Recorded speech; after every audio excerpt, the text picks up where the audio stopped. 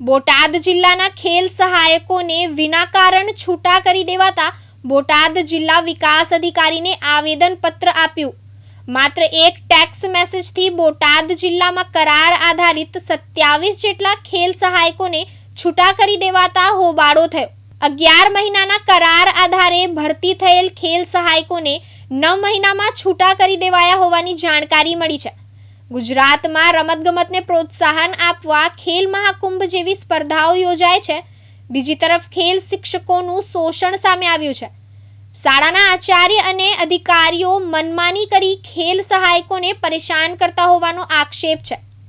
જિલ્લા વિકાસ અધિકારીને લેખિતમાં રજૂઆત કરાતા 7 સુધીમાં આ પ્રશ્નોનો ઉકેલ લાવવા ખાતરી આપી હતી.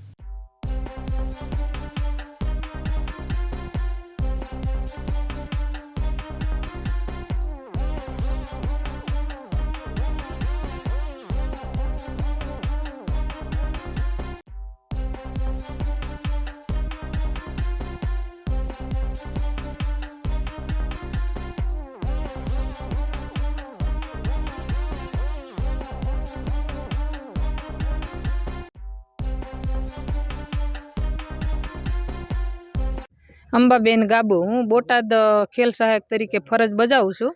તો સાહેબ, આજે અમે અહીંયા કચેરીએ આવ્યા છીએ. જે ગુજરાતમાં વિસંગતતા છે કે અમુક ખેલ સહાયકોને છૂટા કર્યા છે, અમુકને લેખિતમાં કોઈને આપ્યું નથી અને આવવાનું કહેલું છે, પણ ખરેખર આ પ્રશ્નોનું નિરાકરણ યોગ્ય સંતોષકારક જવાબ આપેલ નથી અમને. તો શું તમારી માંગણી છે?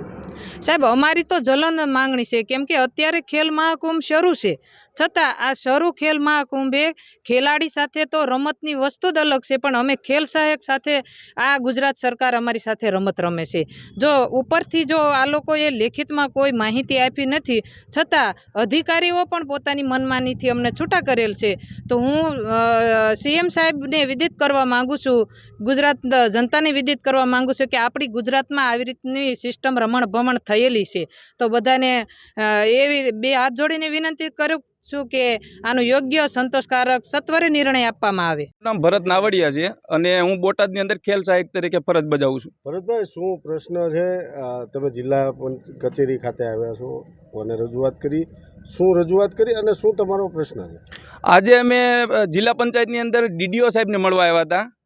ગુજરાતની અંદર ખેલ સહાયકોની કોઈ પણ લેખિત રજૂઆત સિવાય, લેખિતમાં આપ્યા સિવાય છૂટા કર્યા છે. ગુજરાતની અંદર ખેલ સહાયકની યોજના 2024ની અંદર આવી, તો એની અંદર 6-3 અને 7-3 અમે બધા જ ખેલ સહાયકો ગુજરાતની અંદર લાગ્યા હતા, 1100 જણ. અને હાલ કોઈ પણ લેખિતમાં આપ્યા સિવાય અધિકારીઓએ બધા જ ખેલ સહાયકોને છૂટા કર્યા છે.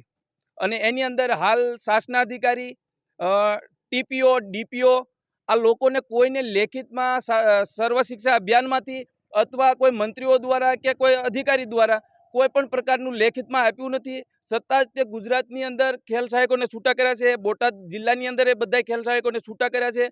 અને છૂટા કરવાની અંદર એ વિડંબના છે કે કોઈએ લેખિતમાં આપ્યું નથી, કે ઉપરથી ઓર્ડર છે એટલે તમને છૂટા કર્યા છે, એવું કોઈ વસ્તુ છે નહીં. બોટાદમાં કેટલા લોકો?